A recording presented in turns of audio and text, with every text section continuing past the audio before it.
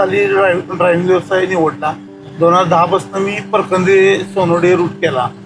त्यावेळी ते रूट करतावेळी आमचे मालक मला सारखे म्हणायचे, प्रवीण त्या रूटला काय आहे, आपण रूट बदलून घेऊया की आपल्याला इकडचं बरं पडेल. त्याला मी म्हणायचं नाही, तो रूटच घेऊया. आपले माझ्यामुळं 4 पोरांचं शिक्षण होते. मी जर बंद झालं की ती मुलं कळकळायची सारखी की बाबा तुम्ही बंद झाला की आम्हाला कोण नेणार नाही. आज मी तसं मी ऐकलं बी लोकांच्या